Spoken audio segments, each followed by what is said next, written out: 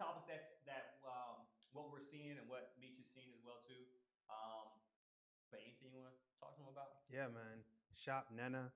This is her shirt. She has her clothing Clean. brand. It's original graphic tees and it's centered around God and Christ.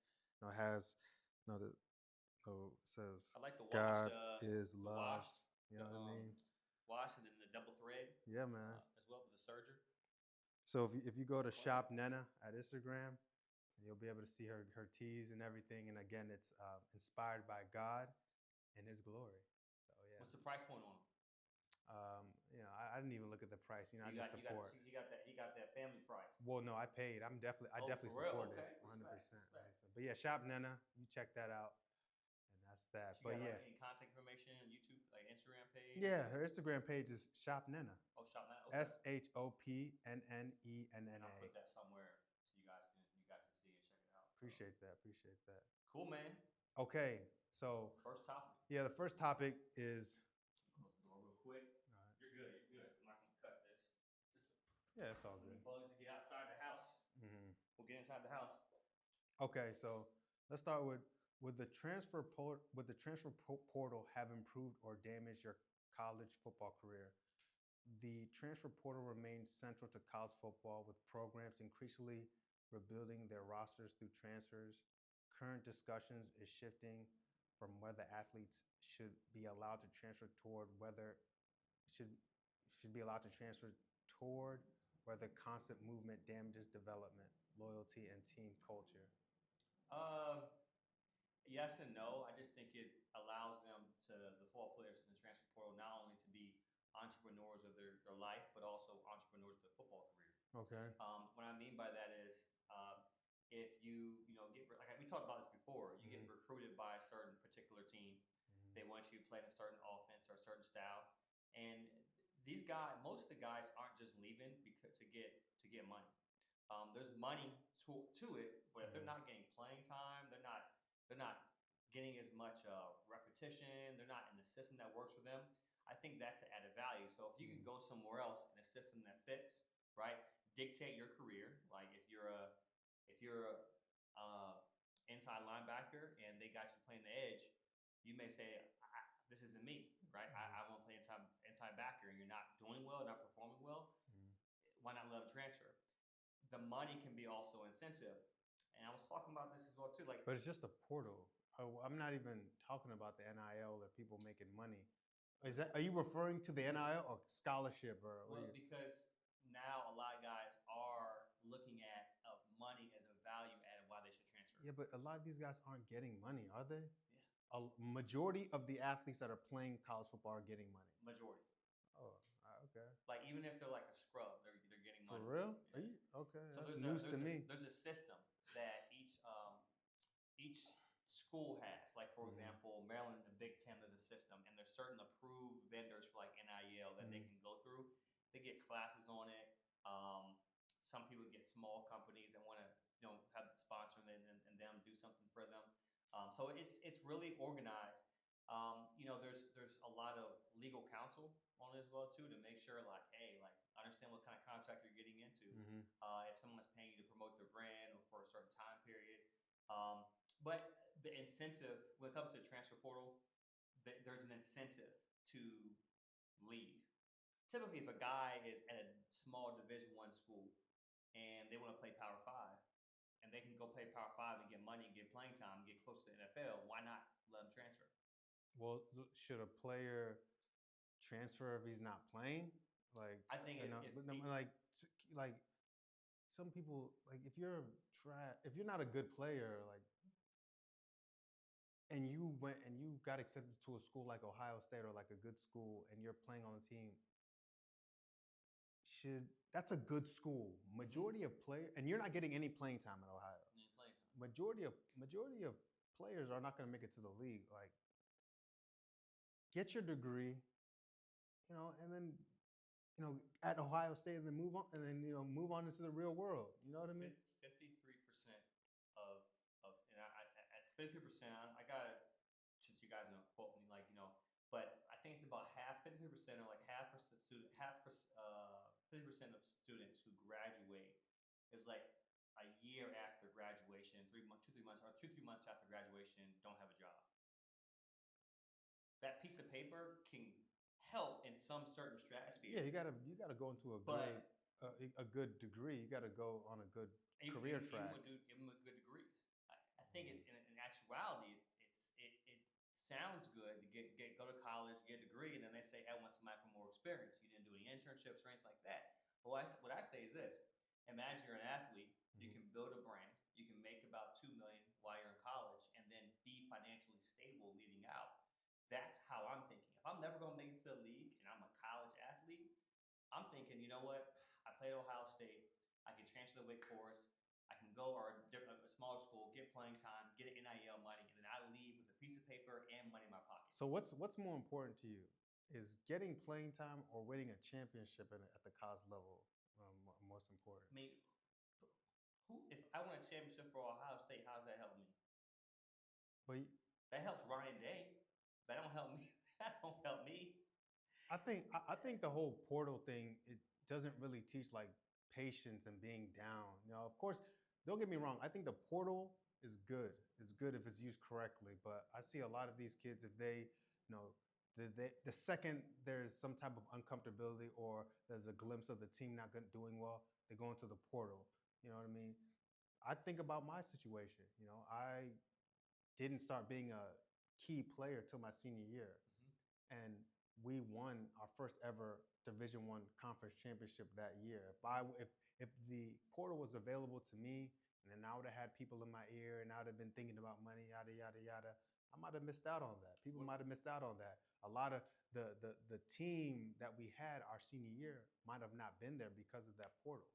What if you're going into your junior year? You weren't getting playing time, or you're getting marginal playing time. Yeah, I was. ODU had a senior, a junior graduate, and they don't have anybody. They have a freshman. They're recruiting another inside backer. And ODU said, you know what? We want you to come and start your junior year at middle linebacker. Here's how you fit in our system. Here's how you operate. And they say, you know what? We're also going to throw $200,000 at you to come here. Yeah, deuces. Right. So I would have left. I mean, but that's a very ideal situation. The reason why Indiana did so well is because they got a lot of transfers in. That most of the people on their team were transfers from like JUCOs, D2, small Division I's to help buff up their roster. So I say that because just because a guy is transferring doesn't mean he's developing. And I say that because college coaches typically over time periods don't care about developing you. Because it's a fact. They have to worry about winning now. Yeah. They're not worried about, you coming through and by year 3 or 4, we got to make sure that, you're doing this, not preparing for the NFL. They have to keep a job. They have to win for the most part. And if you go to a big school, regardless if you win or lose, you know what I'm saying, you're going to get a look, And with the NIL, and this is, I hate to say, we're talking about NIL. I'm talking about because portal. It's a major incentive for people to transfer. But I say this: sometimes the majority of the coaches feel like they know what's better for that kid when they transfers than them. And that's a huge, huge misconception. If I'm a good coach, I'm not worried about who's leaving because I can bring people in. If I'm a personal person, I know how to coach.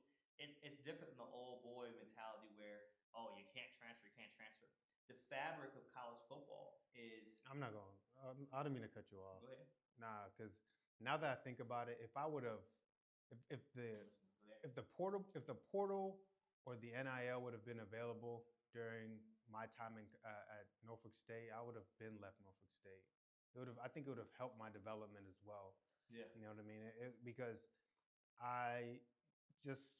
it forced me to be patient. It forced me to just stay there. You know what I mean? Play in a system that may have not exploited your best ability. 100% they didn't. They didn't at all. So the amount of people that after, just people that I knew from other colleges, they had in the same positions that their teammates were. They said I would have done well there, and you know, so I kind of do take back exactly what I said. Now I think the portal is good. It puts it puts pressure on the coaches and on the school to really really cater to their athletes.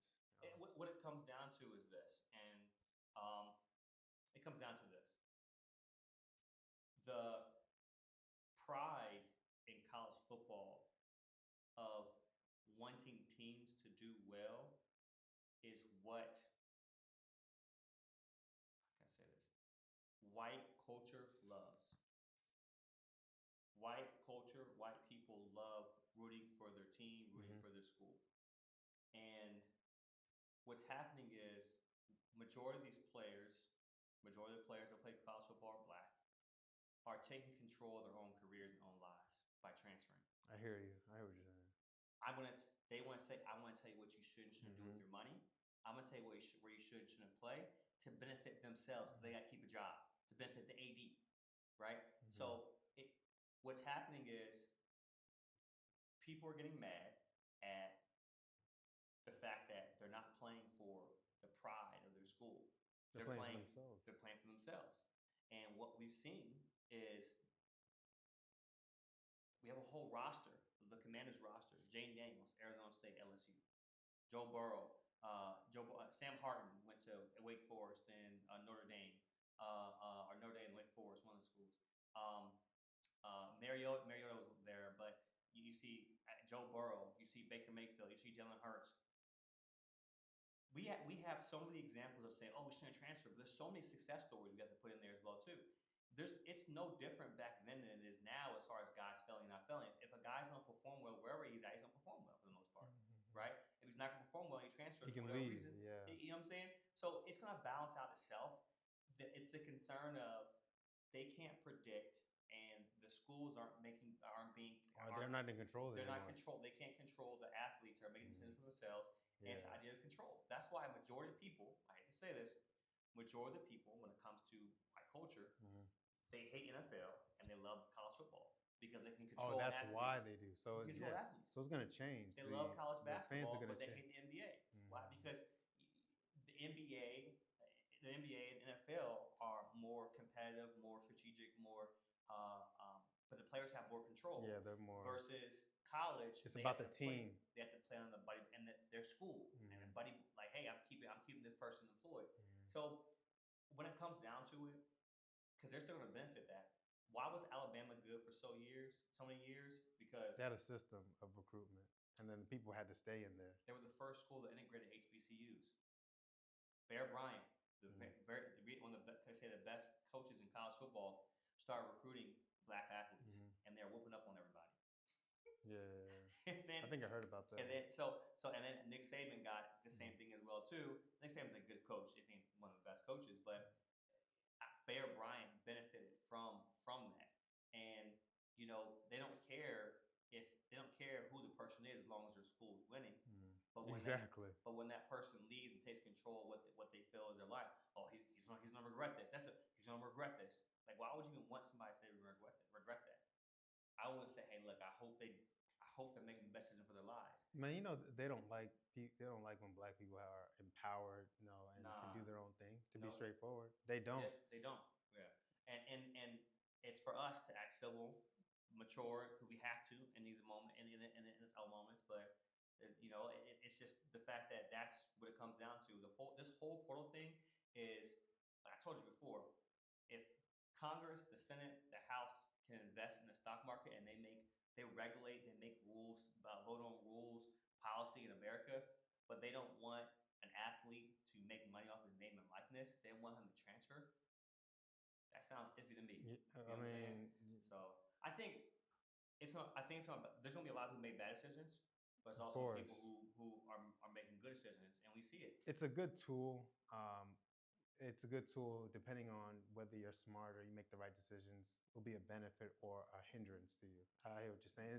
It's like an amoralistic type of thing. It's just a tool that you could use, and if depending on who you are, it could be a benefit or a hindrance. You transfer, you get a couple of. if I can go back and say, if I transfer from school to school, I transfer once, but transfer from school to school and leave college with, Would you? a mil. Yeah, I would have transferred back then. You would have left Norfolk State? I would have left. Yeah, I mean, I would have left Norfolk State my senior year. But back then you had to sit out a year. You had to make sure everything's squared away academically. Mm-hmm. Like it's different that we're talking 2011, 2000, 2010, 2011 Mm-hmm. Mm-hmm. versus 2026, where a guy can transfer and then next 3-4 weeks he can play on a different team. Which is what it is. But they made stricter rules as well too. So Then or now? they made some stricter rules to NIL the past couple of years. But your people are betting on plays. People are betting. It's a whole. It's completely different now. All right, that was good. All right, so second question is, are college football players becoming athletes or individual brands? NIL has increasingly turned college athletes into creators, influencers, and business people, not merely players representing a school. Research published in 2026 specifically describes athletes developing public identities and marketing skills alongside their athletic roles. I mean, yeah. We kind of spoke on it. Hit on. I mean, Yeah. You got people will remind football players, basketball players all the time. Not everybody makes it, right? So why not make money while I'm in college? That allows me to promote a brand, promote myself, I'm in a position where I can make and set myself up for a future. So people getting mad at NIL are literally people who don't want people to be successful and they want to control them. Yeah, I don't know if I even agree with this question because you're both. Like you are an athlete and then you're an individual brand, and I think that's great. I think it's ideal because again, the colleges, they had their strength on the fact that we didn't really have control on where we went or anything like that. So yeah, it's pretty straightforward. Let me ask you. This is this one. Okay. Do weight loss medications work if the person never builds healthier habits? What are your thoughts on that? Does weight loss medication help if someone doesn't build healthier habits? No, I think it doesn't help. I think it's been marketed. Well, I think the people, I think GLP-1s and because that's what they're going to. I think it's a great additive. It's a great help, but a lot of the horror stories or the negative stories that you've heard from people that take GLP-1s or those weight loss drugs like are those stories like? Yeah, these people they lose their appetite for a couple of days, or they lose so much body weight, but they're losing muscle. They get like a gaunt face, and they become more like skeletal. And that's because they lose their eating appetite. Whenever they eat, they're just grabbing chips, or they're just getting a soda, so like satisfy that hunger for that time. They're not eating whole foods. They're not really. They don't understand food. They don't understand that protein, whole foods, no carbs, no fats. Yeah, that so yes, they're losing weight, but they're not nourishing their body correctly. You know what I mean? And so the GLP, those medications are working properly, but they just don't have the knowledge on how to eat correctly to for it to really reap the benefits of it. And then they are the loudest ones speaking, going online or showing their before and afters, and they're looking real soggy or looking really bad, and they're saying I took GLP-1, and they think that they're like they're blaming it in a negative way, not knowing that it's their behavior that really ruined that habit piece. Like creating a habit is so much more important than just the end goal. And there medication, weight loss has its place. And what I mean by that is someone needs that to help them get to a point where they can have surgery to remove fat that's affecting them and then put them on a weight training plan. I think it should work simultaneously with a weight training plan or a food plan. But like say if someone is sick or they have some type of cancer, they can't eat certain foods, they have to take something that may help. I get that if it's a serious medical condition, people go to that first rather than weight loss pills. or shots, whatever, they go to that first rather than going to the remedy. It's almost like this. A lot of people like to see their therapist before they go to God. They have a problem with something, and the first thing they do is I got to talk to my therapist without even going to God.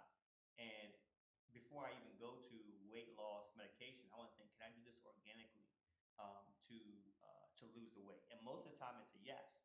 But some doctors make money off of whatever. But I said because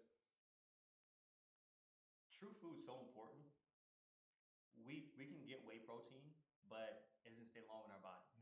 We get true food, it stays longer. Processed protein does not stay longer in my body than true food, right? Protein from a lean piece of chicken. So emphasizing that, building the habit, I think it's so much more important than just relying on some type of weight loss pill, or is it GLP-1? Yeah, GLP-1. Like I think that people get to a certain look and they're happy about it, right? And if you're overweight and you're big and then you look skinny all of a sudden, you don't really care how skinny looks on you, or lean looks on you, or smaller looks. It may be a droopy, draggy lean, but it's not like a fit, where you're having good, dense muscle mass that helps the body perform, protects the bones, right? You're not getting the nutrients in the body that it needs.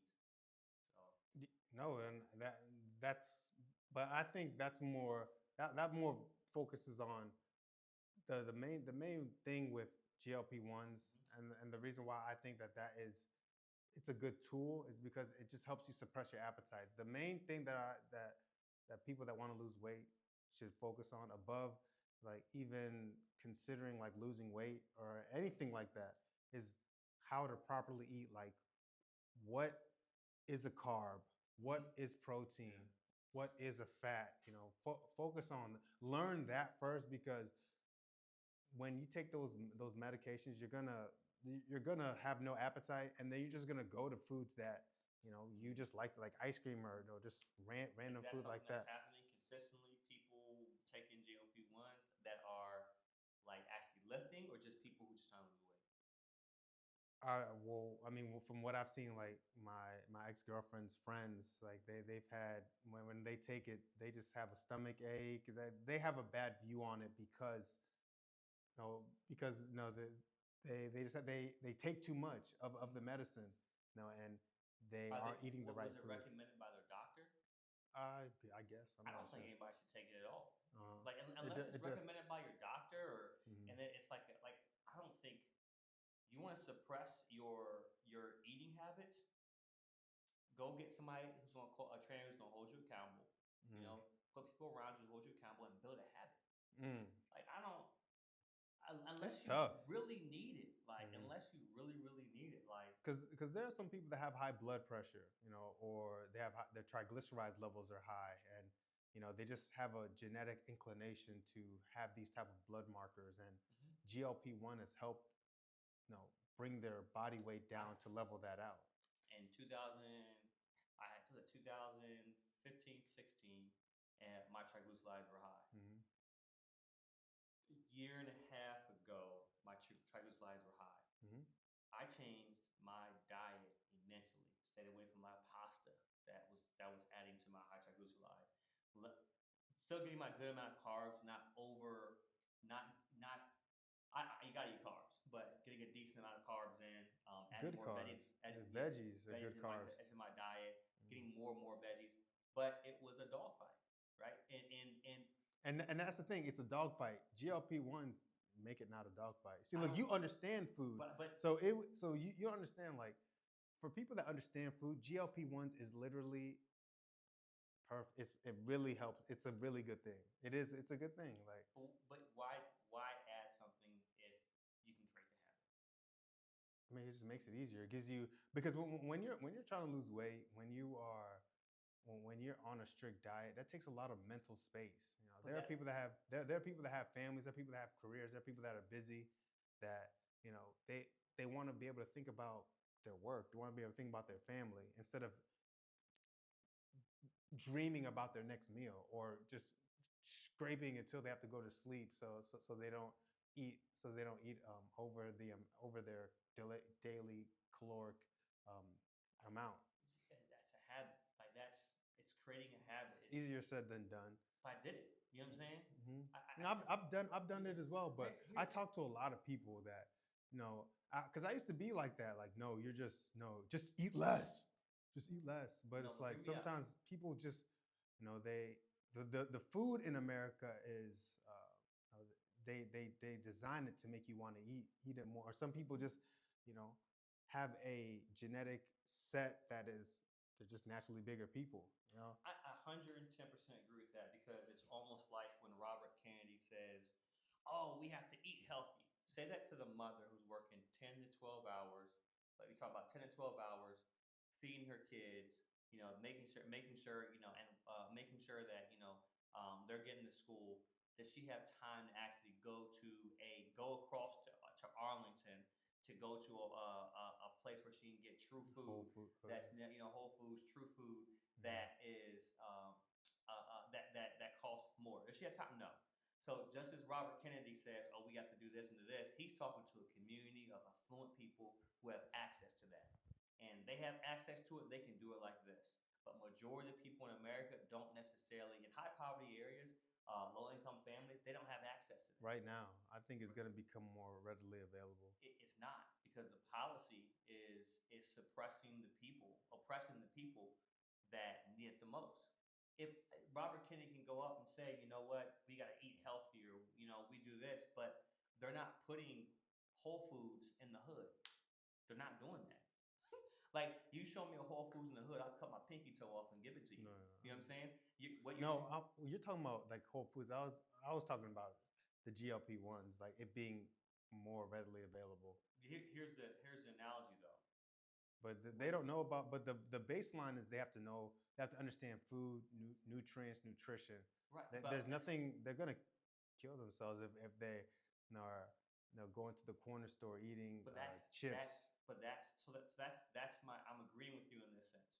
My analogy is uh, people in low income areas, high poverty areas, don't have access or don't even know that's out Yeah, there, right? I know. So they don't even know where to start. It's the same thing when I say, "Hey, look, just create the habit," right? Create the habit, create the habit, create the habit. Someone who is in that area may say, "You know what? I get SNAP and I get canned food, even though it's high in salt, right?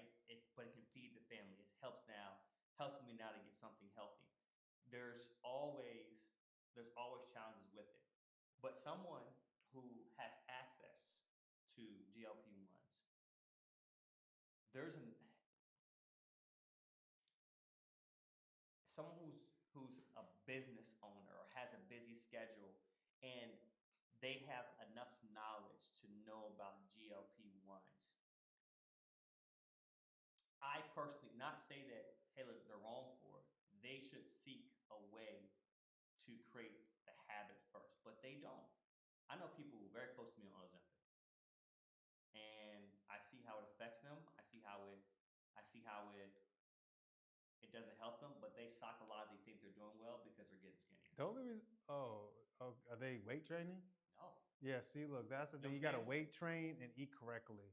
If you are just taking those Zempic and you're not eating correctly, you're not weight training, the medicine is going to eat your muscle. So again, it's just the bottom. Before you even take any of those GLP ones, you have to know you have to prioritize weight training and you have to prioritize eating correctly.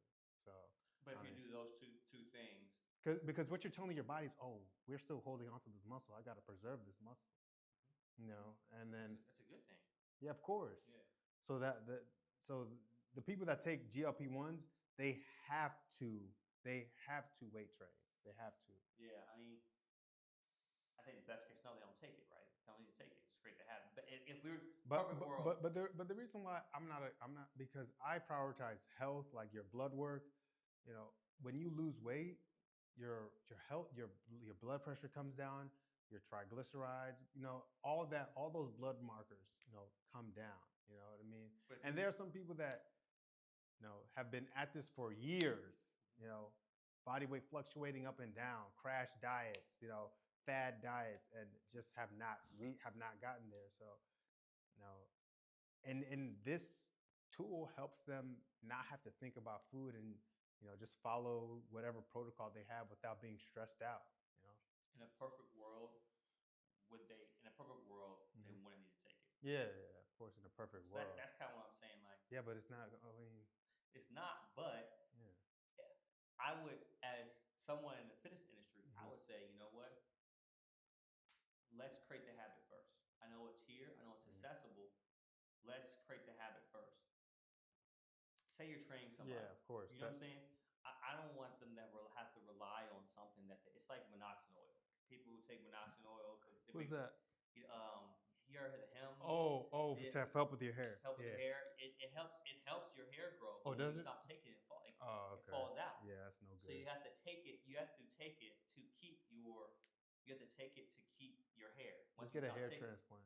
huh? Just get a hair transplant. Yeah, but then when your hair, when your other, yeah, there's a lot of complications that happen. Your hair falls out. People still have the hair transplants where they had it. Yeah, because and the then hair other is gonna keep falls. receding. You know what I'm saying? Yeah, so, but I mean, I am very, very.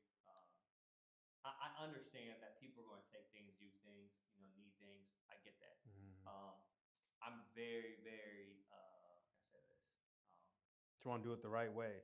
Yeah, I just want to do the right way. And if I can encourage somebody to do the right way, it's the hard way, I think that's the way that's going to help them build a habit. Because if I do it, I always say the best shortcuts to hard is doing going the hard way. That is the best shortcut. The best Because it's shortcut. sustainable. You know what I'm saying? You know that you've built the character, that toughness in order to sustain what it is that you've attained. And that's the first thing I said. The first thing I said is, make sure you build have people hold you accountable. Mm. If I know I want to lose weight, I'm gonna be like, hey, look, like my wife and I, we run. We go out. Oh, yeah, that's great. We go out. We sprint. We do sprints. Okay. And we'll go on the track and we'll run. And I asked her. I said, look, make sure you hold me accountable, and I'll hold you accountable. So every other day, we're like, hey, you going to the field? You going to the field? You haven't ran in a while about this, that. So we're holding each other accountable when it comes to us running, training, etc. Because I know that when the schedule gets busy for me, I'm not going to do it. So for her, it's allowing her to hold me accountable on what I ask her to do. If I realize I'm weak in an area, I'm gonna get a personal trainer. I'm gonna get a personal trainer. I'm gonna get a personal trainer, or I'm gonna get somebody to hold me accountable in an environment where I can't avoid them. Mm. Because a lot of people get people to hold them accountable. They're environments where they can. I want somebody to hold me accountable. If I'm at work, I want somebody to hold me accountable at work because I can't avoid them at work. If I'm at home, I get somebody to hold me accountable at home. Because these are one ways to help me wean to the way I should. You know what I'm saying? Or change a habit. So I'm big on habits. Uh-huh. And keeping that ecosystem Yeah. of people that are keeping you accountable. And you're not gonna always do. That's what I'm saying. Well, what if? Let me ask you. Well, what if you have this perfect ecosystem and you're still like falling off? You're still not where you want to be. Like I have people hold me accountable about Everything. that. Oh yeah, I mean you get work. Like I said, if it's a medical condition and I need it, like hey, look, the doctor said, "Hey, I recommend you take this." Whenever I go to the doctor, I ask, "Hey, can I do this without surgery or taking a pill?" And most of the time is yes, you can, but it's going to be hard. They gave me oxycodone and they gave me ice for my knee. Okay. They said you have a choice. You can finish taking this bottle or you can ice. Now I said I'm gonna ice. When I left surgery and they took that numb block came off the surgery, I popped the oxy pill. Boom, popped it. Yeah, felt good, of course. right? Day 2, pop the oxy pill. While I'm icing, pop the oxy pill. I did not feel like myself when I was taking the oxys consistently for my knee, right? And then I was like maybe 2/3 of the bottle left. I took it, threw it in trash. The most painful thing was every single day icing my knee to relieve the pain. But that pain builds up a tolerance to more pain I get in the future, right? So I get medicines can help you out. You know what I'm saying? It can help you out, especially if you need it. So it becomes a crutch. It can become a crutch to what I can truly unlock from a mental, spiritual, physical standpoint if I do it the hard way, right? And 99% of the people aren't going to do it the hard way. Like 99.9% gonna do it the hard way. That 0.01% is gonna do it the hard way consistently. But what is it? But if you get to the same goal that I got without the GLP or with the GLP, what does it matter? The habits I created during the hard times are gonna make me more resilient. They're gonna make me have more tolerance toward pain than you. Yeah, no, yeah, because it's not about the losing weight. It's not about the knee injury. It's about this toughness that you're building for the rest of your life, for everything else. I got good friends, man. Good friends that say it's hard for them to work out with kids. What? And they have more access to me. They have more opportunities than me. They have more money than me. They are in better situations than me. And that's their land saying thing. But what I do say is, you can see from when my son was born, I put him in environments where I operate. So he got used to them. It was tough. I'm working out, 3 minutes in, a baby's crying. Next 5 minutes, he's touching something. But being consistent every single time we're in the gym, being consistent. He developed over time to operate in the space to operate in. Now it's, hey, look, I'm good. But same thing with parenting. Same thing with the habit. If I say, you know what, I really, really, really want to, I have a desire. People eat to change moods, right? I'm having a good time. I want to get something to eat. Let me, even though everyone else is getting what they want, let me not. Some people say, don't drink tonight. And then I've never drunk alcohol, but don't drink. And then let me get something relatively healthy that I'll enjoy. Substitute, right? But when I was trying to eat healthier, I gave up 4 things that you're gonna add no matter what to fat, to no matter who you are. If you moderate and limit these 4 things: bread, wheat, cheese, dairy products, ice cream, red meat, ice cream, like is that cheese? That falls into that. Anything dairy. So wheat, dairy, red meat, and sugar. Red meat. I limited it. I limited how much I ate of that. So a lot of. So Five Guys is out the window. Yeah, I couldn't afford Five Guys. When people don't understand, when I changed my diet, I was broke. Yeah, I got you. I was broke as a joke. So I didn't have money. I didn't access to anything. What I was doing was I was getting rotisserie chickens. I was getting chicken breasts. I didn't put no seasoning on it. You know what I'm saying? I was eating the regular chicken, cooking over the stove, chicken breast, getting a bag of broccoli, making that, getting rice, getting rotisserie chickens from Walmart because that could. It wasn't the best thing. They're high in sodium, but it allowed me to get at least protein in my body. But that habit I did for about 2 years, and I wasn't unhealthy, right? I was 175, same height. I was able to move, but I just wasn't eating healthy. Yeah. It takes time to build those habits, and you have a story as well too. People think these journeys happen in 1 month. How long was your transformation? Yeah, no, I started. Well, me like wanting to lose weight. It's been like an up and down journey since. For how long? For over like 10 years, man. Bro, but you see what I'm saying? Yes, I'm not gonna lie. It has. Well, I can. A little bit after I graduated, I was like, I need to get down. I would get down, and then I would, just my mind. I would get down to like 210 pounds, and I would just start going to Sheets, start going to Wawa. But then Sheets, I would. Yeah, nah. What do you get from Sheets? I get the Slurpees. I'll get the Slurpees. They have great milkshakes there. The strawberry milkshakes, the Oreo milkshakes. So you like sugar? Yeah, I like sugar. I would get the Starburst, like just the Skittles, like yeah. Oh man, I probably had maybe 10 pieces of candy over the last 8 years. Yeah, no, I really have a sweet tooth. My main thing is savory. Like Five Guys. Pizza, just pizza. Yeah, pizza is like savory. Isn't that considered savory? Yeah. I love pizza. I eat pizza, but other than that, because for me, I go Five Guys. That protein, I'm using that protein. Yeah. That's in my body now. Making sure you're not going consistently because the cholesterol, the sodium. Mhm. Uh, But if you stay lean, if you run as much as you do, like your body will your body will rid that. I You know? sprint. Yeah, I Yeah, read you an sprint. article like How often do you sprint? twice a week. Yeah. So twice How a many week. sprints? 10. I do like 10, 12 sprints. With the sled thing? Not always with the sleds. I'd say Seth, But, man. You gotta but relax, bro. if you the reason why like 10 years ago they were like if you run you lose testosterone. Man, they. But that studies show like you lose testosterone.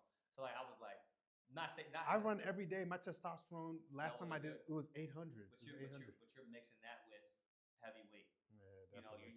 you're in the gym. You're doing pretty much a hit workout in the gym anyway. Yeah. So, but yeah. Habits are important. And if personal trainers are, if their first thing is to say, hey, look, it's going to take some time, but we're going to teach habits. And even when you move or you leave me or whatever it is, you're off. I'm going to put a habit that's going to allow you to operate when I'm not here. Those are the best personal trainers. Yeah. Personal trainers that actually know that it's more than just being in the gym and working out, because that's the most important thing is how you eat after you work out. Right. Yeah, the camera's not on. Oh, It's been off. I can use your sound. Your sound's good. Mine is it's all good. Did you want to do another topic? Yeah. I'll say do topics you want to talk about. What your followers Okay. think. I mean, I just picked random ones. I'm not sure if that's what Which one? My bad. Is that? I don't have garage open. It's all good. Okay, I think this is one though. I'm gonna have to think about. I'm want to talk about. Like none of these, like they're all just gym talk, male body image, and muscularity as social status. What about anything you posted that people in the comment section have been talking about? Oh yeah, man. Like I recently I talked about online. I had shared because they just came out with like a Mr. Olympia competition that just came out, and on my social media, I saw on my timeline this guy. I forgot his name, man. He's like a really big, like he's big in the bodybuilding. Forgot his name, but I posted about him, and I was just when I saw him, right when I saw him, I was like, this guy does not look. This is not appealing to me. Like he does not look good, but he's very respected in the bodybuilding, and I was just saying how it's a ridiculous. The whole idea of bodybuilding is so ridiculous. You know, they tan their skin. You know, so I guess the light looks better on their muscles, and they take these drugs. And I got a really strong reaction, a really like big reaction. And one of the main things that I saw that I think was actually a pretty good point, because I was saying how these people that bodybuild, they are killing themselves, taking drugs and all that stuff. And the only point that I saw that was good is like, hey, you played football, that's dangerous too. And I don't think no, I don't think that's the same thing, because bodybuilding, you're like putting things in your body that's gonna kill you, that's gonna hurt you. When you play football, first of all, most guys that are playing at a high level, there's a pretty good trade-off, because you are either going to school for free or you're getting paid millions and millions of dollars. Listen, let me tell you something. This is the classic, like it's a scripture that says, "Why would you worry about the splinter in my eye when you got a big log in your eye?" So instead of addressing the topic that you mentioned, he attacked you personally. Oh yeah, I got that a lot. Right. Or they were like, so whenever someone else have an answer for something, what they do is they. Why are you worried about it? Right. Why don't you do you? If someone were to say right now, hey, we're at war with Iran and our stockpile is losing. Well, Joe Biden, no, let's talk about the issue now, right? So just when you mentioned that, instead of addressing the concern, the easiest thing for them to do that make them feel good was to attack you, right? Because it's what they are currently doing right now, or what they see now, or the desire. This is very important, and this is why a lot of people didn't receive what you said. And it's a security problem. It's a psychological insecurity problem. When people find and do something that makes them feel good, that gives them purpose, whether it's good or bad, they don't want that to be compromised. So when you talk about the realities, the truth of bodybuilding, I feel like I was saying the truth. The truth, reality, and truth of bodybuilding that affects what they're going for, their immediate reaction is to block out everything that you said and to go in defense mode. What you said is true. Bodybuilding is dangerous. Yeah. From a psychological standpoint, from a personal standpoint, from a spiritual standpoint, and from a physical standpoint. It promotes body dysmorphia. It promotes external validation. Yep. It promotes drug use, egregious sexual desires. That's like literally like yeah. But from a physical, let's talk about from a physical standpoint. You're essentially drying out your body to where function is not the main purpose, and function is moving in everyday life. Mm-hmm. If you can't move in everyday life because your muscles are too tight, that's not healthy. And that's not athletic. They're saying that they're athletes. No, they're not athletes. Let's just be honest. Nowhere near an athlete. It's a beauty pageant. Let's just be honest. Okay, thank you. And people who obsess, like I say from a spiritual standpoint, when you obsess over your body, you become self-consumed to the point where your body to the point is not representing. How you feel you're represented, and from a spiritual standpoint, physical standpoint, personal standpoint, is not how you treat people, your character. It's how you look, right? And if how you look is your own selling point, is what your main selling point is, then you're a very, very shallow person. Density comes from a person who has morals, who has integrity, who has character, and has a story, overcome something. Yeah, bodybuilding.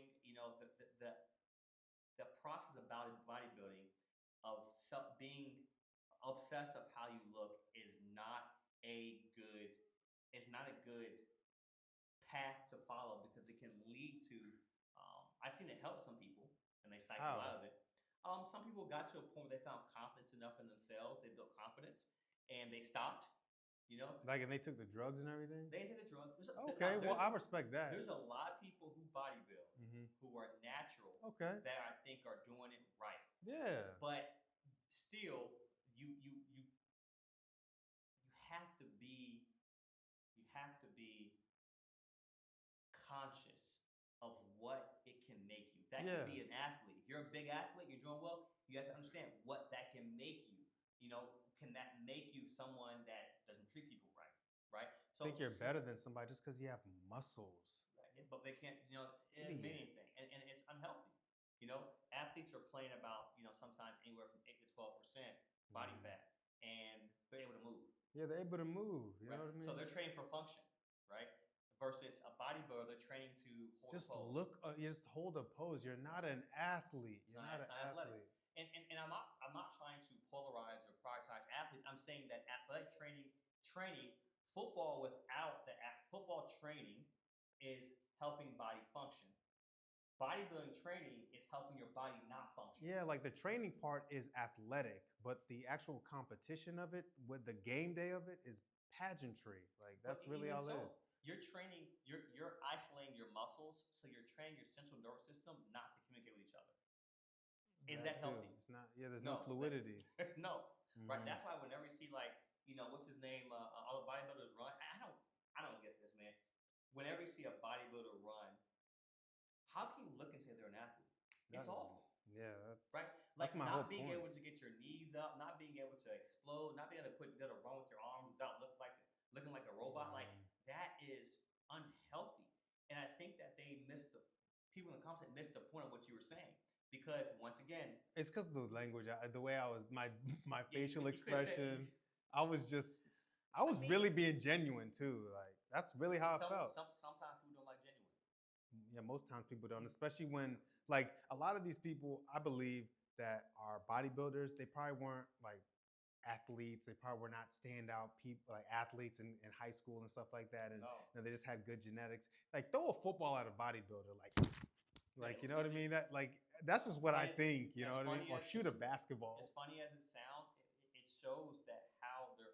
What's the guy's? I forgot what this guy's name was. He's a famous YouTuber. Or not famous. He's a big YouTuber now. I forgot what his name was. Has flowy hair. You know who he is? Young guy. What's his name? But he started doing. He did a workout, like an athletic workout. He realized he couldn't do it. C-Bomb starting to change his workout style, right? Because he realizes that what he's currently doing isn't conducive to him being functional and playing with his kid. I made a video of him running too. It's not. So when you say that, yeah, you could have said it differently, whatever, to make people feel good. And to make people hear me, because Yeah, they to just hear was you. harping on the pageant. But people, they said, it's something that they take pride in, regardless if it's good or bad. So They're going to weird. take pride in it, and it's going they're going to get offended by it. Now, does all bodybuilding lead to destruction? No.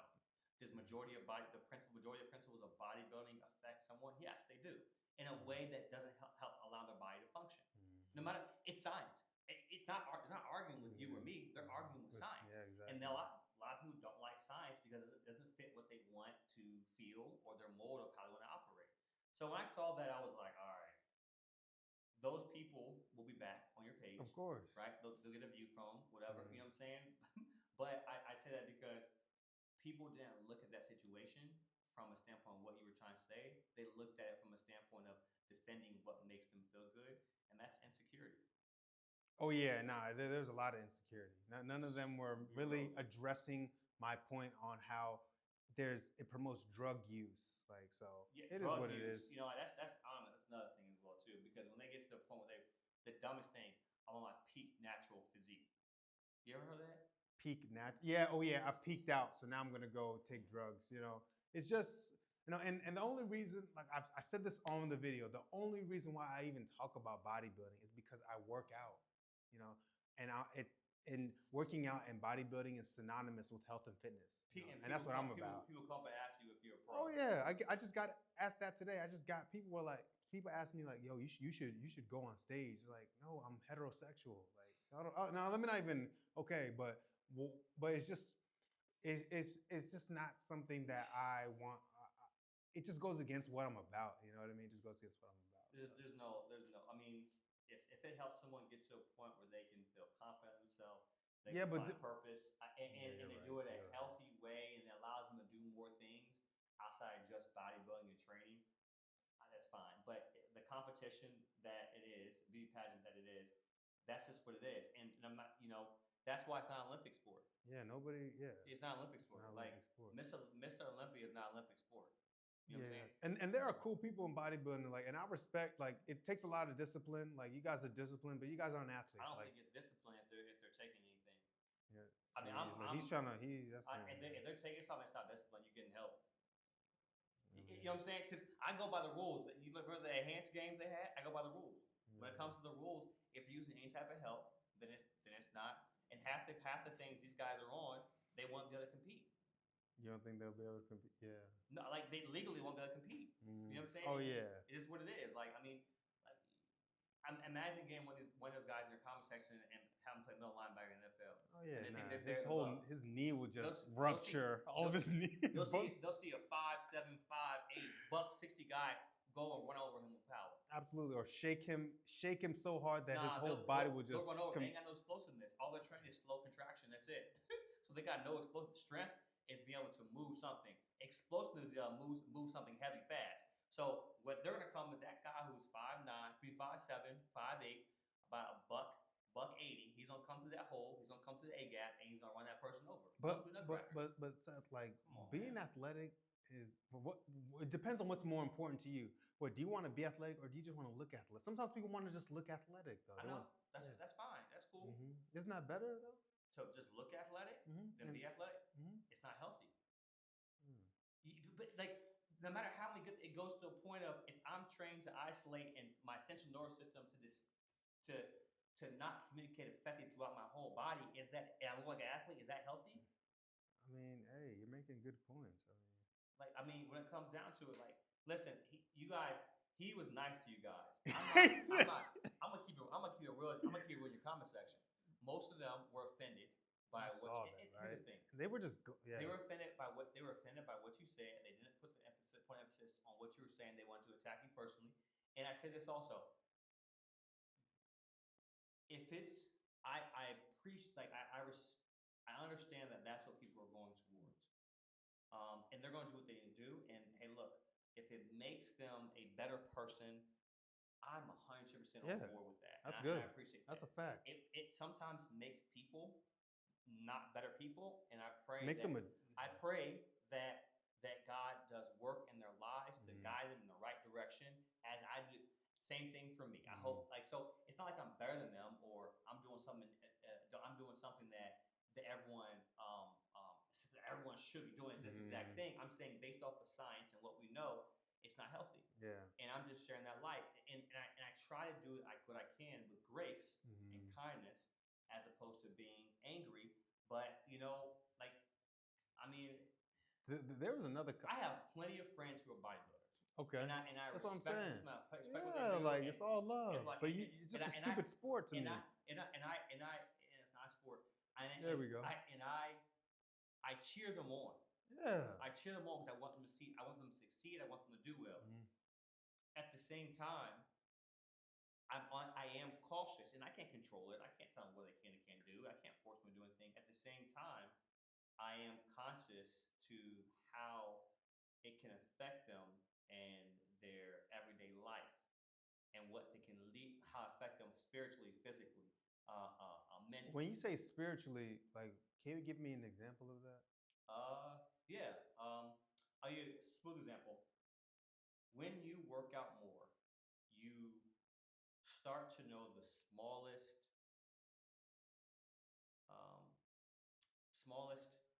things on your body that you want to do, you want to change, you want to do well. You begin not to accept yourself by dysphoria. That's one thing. Not accept yourself where you are. You always feel like you can always do better. You're never in a maintenance phase, never satisfied. But then also the self-absorbency.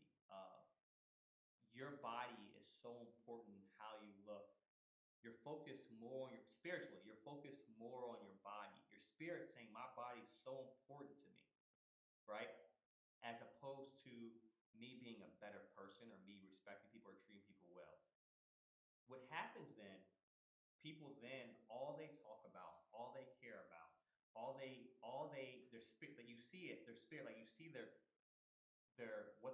conversation, what they post, the mentality they go into a lock mode where they can't talk to anybody, that their training is the most important thing. It's a very all-encompassing. It spiritually consumes them to the point where how they look is more important as a Christian than their walk with God. Yeah, like they become their own God. Right. Like that can happen with anything. Of course. Right? Yeah. But I'm saying that because with football, there's ultimately a cutoff where we can't do football anymore. But from a physical standpoint. Bodybuilding, it can be 70 years old and do it. So you can go through 40 years of spiritually aligning yourself with your body is the most important thing. And the body said, as Christians, we give our lives to Christ. My body represents God, right? Not from the physique standpoint, but what I consume, how I treat people, how I present myself, what they see I'm doing, right? From the spiritual sense, I'm spiritually aligning myself to say my body and how I look aesthetic-wise is the most important thing. So you see people post, all they post is gym stuff. All they post is this. All they talk about is this. It's around their schedule, right? And you say discipline, I say be wary of that. Because if that's all you're doing and finding purpose in, how can you find purpose in something else that may attribute and help somebody else? That's a spiritual. The reason why I say that, because I did that one time. I got to a point where I was so hyper-focused on my body that my wife was annoyed of me talking about. Oh yeah, that's not a good look. Like, hey, look, I gotta get bigger. I gotta lose weight. This is like 7, 8 years ago. And it was like she didn't care to talk about that. She didn't care. Like if you imagine, that's what people do. You get a workout. You get a workout in. A Bible gets a workout in, and they go pose. It's crazy. Yeah, they pose in the mirror. They look at themselves in the mirror for that time period, and then they go home and they look at their body, and they then want people to notice that and appreciate that too, right? That can be from just looks. That can also be from a sexual standpoint. And there's studies that show that people, a lot of men bodybuilders, when they start to get deep into bodybuilding, the steroids helps as well too, the effects as well too, but they start to be bisexual because the want of people admiring their body, feeling their bodies with the desire to the point where it doesn't matter if it's a man or woman. Wow. There's studies on this. There's Really? stories on this. Mm-hmm. Like, and I'm sitting here to be. So when you say like, hey, look, Yeah, he's definitely a you're lot nicer. heterosexual. You heterosexual, huh? I said he's definitely a lot nicer than me. Goodness gracious. Well, I'm not. You're no. I'm definitely being a lot. I was definitely being a lot nicer. I'm just being real. I'm gonna be because when when when when I look at it, it concerns me because I see how it consumes people and affects people. And I think I heard or I read somewhere where it was started from like some type of gay I don't know, but origin. I just know that for me personally, um, and this is just me personally. Yeah, I got instincts. Yeah. Like you got instincts too. There's If I something got- funny about bodybuilding. if Okay. For 9 to 10 months, I'm gonna look at my body in the mirror and assess whether I look good or not, and then get on the stage and have other people judge me and how I look. Other dudes judge you, take pictures of you. If that is what I get purpose in, for me personally, that's not how I want to remember. And some people are completely fine with that, and that's for them. That's for them. I'm not gonna say. But I'm judging you. I don't care. Okay, that's for them. I'm judging you though. I don't care. Keep it real. Like I keep it real. Like it is what it is. I don't think anybody should train that way. It's not healthy. Now, I can go out and get shot or die tomorrow, and I can train the right way. You know what I'm saying? So when it comes down to it, if I'm how you train is how you train, and if someone comes through here or they talk with me or give advice, I'm gonna give advice on how I feel I should train based on what I know to be true. The last thing that it was another comment that caught my attention. The guy was saying if it wasn't for the bodybuilding fitness industry, you would never be inspired to work out. Who's you? Me. That's what they said in the comment section to me. They were saying if it wasn't for bodybuilding, you would never have been inspired to work out, and the supplement industry also would have never been a thing. First of all, just because something started off a certain way doesn't mean it has to continue being that way. And I can make the obvious, well, I will make the obvious correlation parallel to how America began, off slavery.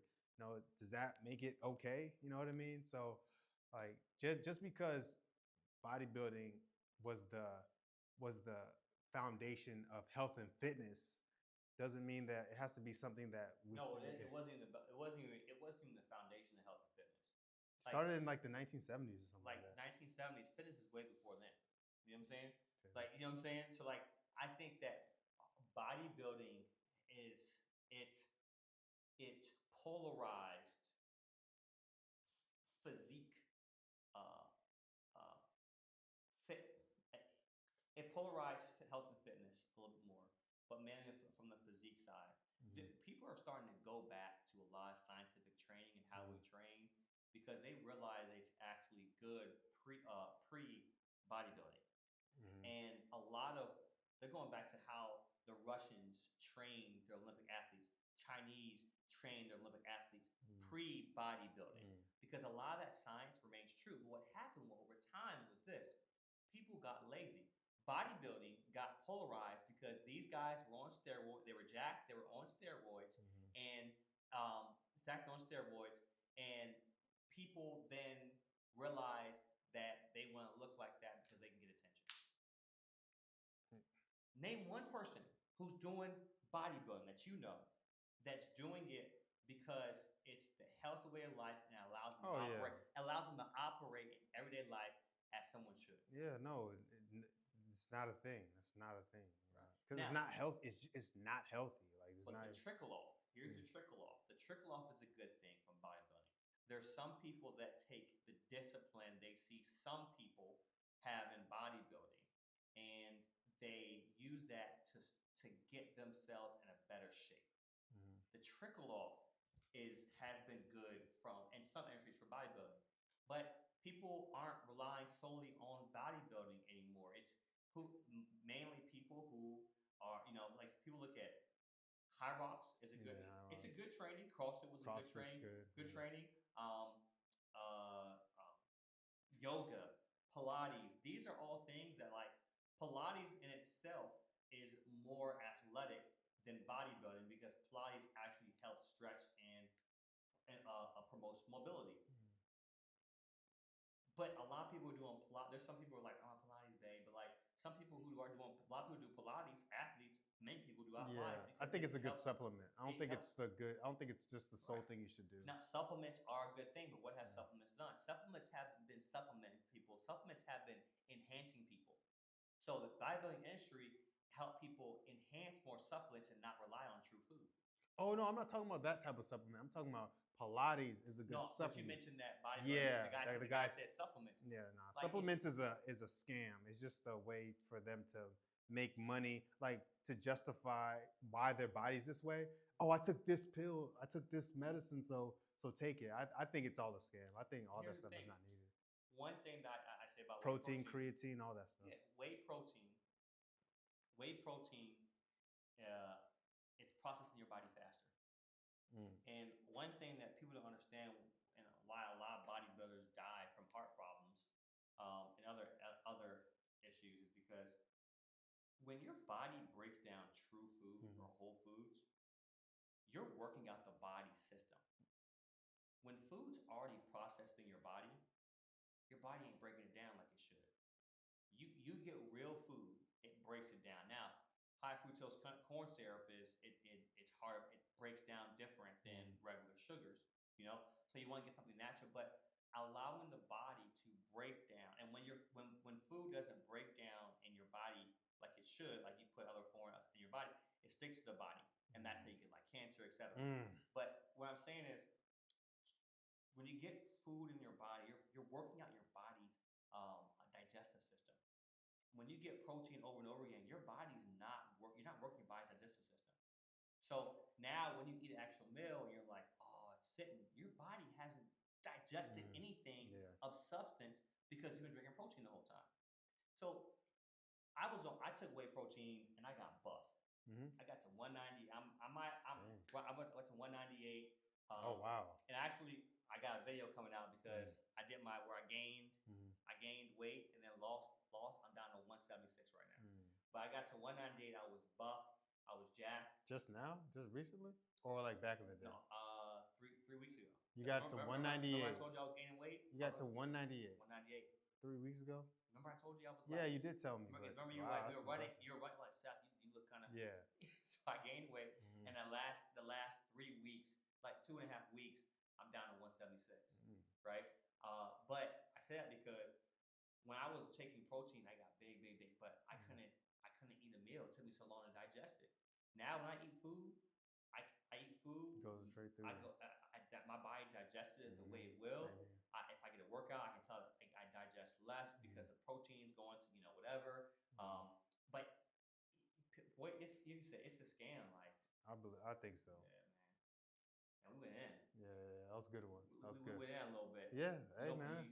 Yeah, I'm down. Nah, like your clips are gonna go crazy. You kind of went crazy. They're about to go to my page and say, "This guy's look at him." Yeah, exactly. That's what it's they're all gonna good. do. Come to my page. I got heat. Look, y'all don't realize when y'all ain't arguing with me, you're arguing with the AI bot. So all I'm gonna do is turn AI bot on and respond to you. So don't come to my page. Come to my page. While I'm sleeping, the bot's responding. You know what I'm saying? That's what people do. Yeah, I know. Many so chat or something like that. People, you can respond to AI bot. So come on, I got something for you. Put a little algorithm in there. You know what I'm saying? Come on, no smoke. No, but I mean, when it comes down to it, the truth is the truth. So where are you at now, weight wise? 198. You like to feel good at 198? Yeah, I do.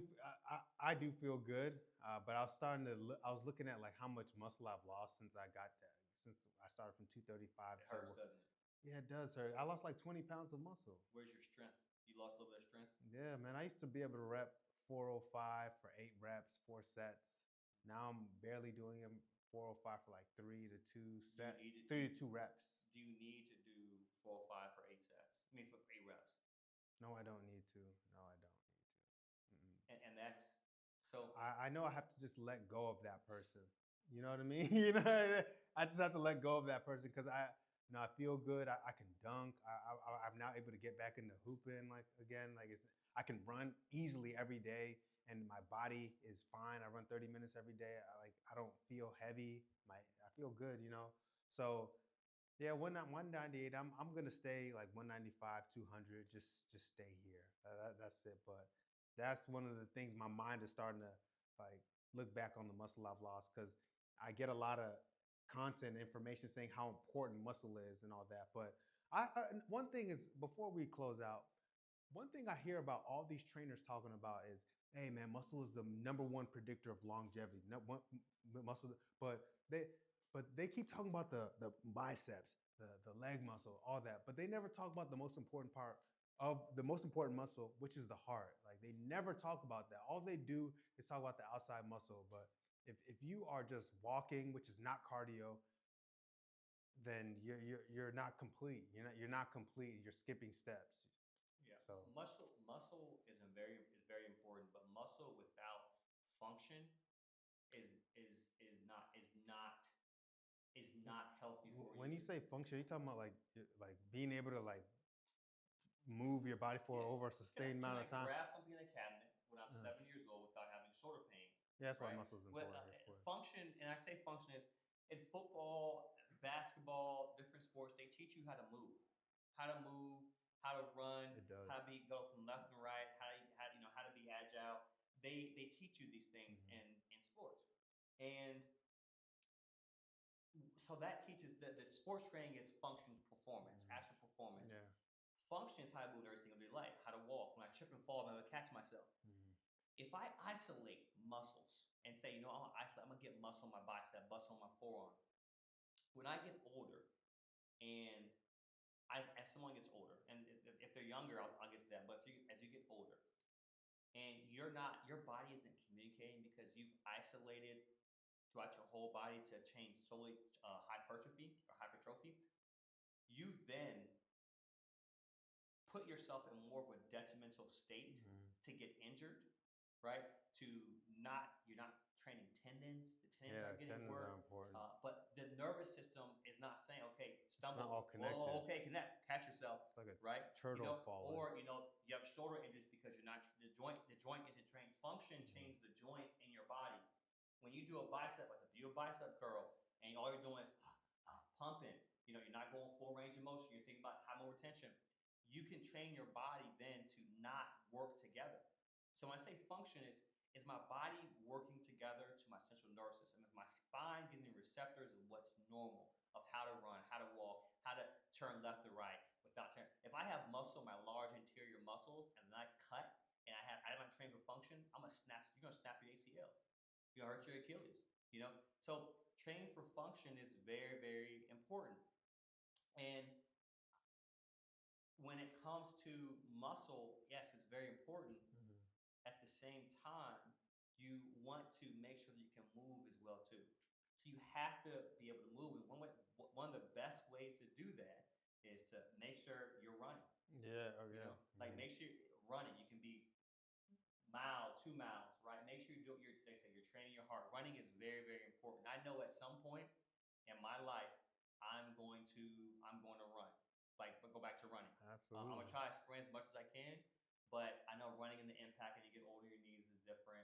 But if you have good form, good shoes, I think you can hold up because no, I don't have any pain. I think you're at a good body weight. I think that's also important that you're making sure that you're at a good body weight, you have good shoes, and that your running form is good. Some people are toe heavy, heel heavy, flat footed, and it just hurts their heel, it hurts their hips, or shin splits. But it's a lot to it. But running is by far the best type of cardio. Greg Doucette tried to say that is a terrible form of cardio, which I'm going to react to because people don't like doing things that are challenging. Yeah, no, he's heavy on cycling, but cycling that's like a first world. That's like a first world. Like people don't have bikes sometimes. Like our body is designed to run. Like if he's like he's like talking bad about running. We are humans at the end of the day. We are designed to long distance run. That's the advantage that humans have over animals, that we can run for a long distance of time. That's how we were able to survive the wild, is because we had endurance and that our body can actually perspirate. Whenever it comes to lions, they had to stay under the trees because they would die if they just stayed out in the sun. We're able to run long distance and our body perspirate the heat, and we're able to just keep on running. So for you to say that's not that we should stay away from that, you're talking first world, man. Yeah, and also too, like, I know people sit up on a bike, but like really sitting down is not like cardio. Yeah, come on, like. It's not cardio meet. Swimming is a different animal. Swimming's tough. Yeah, nah, swimming is real. Tough. Swimming is real. Running and swimming are I Come think are on, bro. equally very That's very it. important. That's Whether you're it. sprinting or middle distance or long distance, whichever works. For you, running is important. But like people, like I said, it's challenging. If they can attain the look without doing something that's hard, Just want to look the part. and then and you got and if you run, you got to hit the weights as well too. You can't just run. Exactly. That too. You got. There's a post I got to send you about some guy. He was saying something like the guy that reacted to the video you sent me. No, it was six. It was six. He said if you're 6'4", 6'5", yeah, you shouldn't be over 200 pounds. Yeah, I saw that. And then he was like, he said he shouldn't be over. But he was talking about his body weight and his fat percentage. I commented on that and I said you're like 6'4" and you're not above 200 pounds. You still have work to do. Like you're not in the realm yet. You're 6'4" and you're like, I don't know. He was probably like 15% looking at his body, like 15-20% body fat, like 6'4". If you can send me that video. I'll send it to you. I think what he is saying. Everyone has a different body composition. That's the first thing to understand. There's some people we're almost the same height, and you're 20 pounds, 25 pounds more than me, right? You feel good. I feel good. I'm able to move. He's able to move. We have different body compositions. That's one thing to understand. So, though someone may be 6'5", someone can be 6'5" and be 220 and be completely fit. Someone can be 6'5" and be 198 and be completely fit. Like Russell Westbrook is 6'4", 6'3", 6'4", and he's about 198, 195. Yeah. Dang, that's lean. But that's it. athletic. Yeah. You know what I'm saying? So, we have different body compositions, and it's everybody's body is not one size fit all. So for him to say that, what he's saying is you don't be too heavy. Of course. Also, he has to understand, like, that was an egregious statement. Yeah, because especially the way, of course he's not gonna go off the way he looks, but he's got work to do. Yeah. I know who you're talking about, and he has work to do. Like he should not be talking. Like for real. Some people just, they live in a small town and in the middle of nowhere. And they go to the gym. People are like, hey man, like you look great, but when you go on the internet, then you see what's really going on. Cool, man. Yeah, that was good. Hey, look, we're gonna put more out. Is it Beyond Sports? Beyond, we're probably just gonna use the clips for Instagram anyway. All right, respect. You know what I'm saying? YouTube ain't getting traction. My YouTube videos will get traction. I got something for you guys doing preseason. I'm breaking down film every week. Keep going. Yeah, I haven't posted out. I've been helping. I've been doing a lot, and this week I'm gonna get back on. So, all right, y'all. We out. Deuces. Cool. Yes, sir.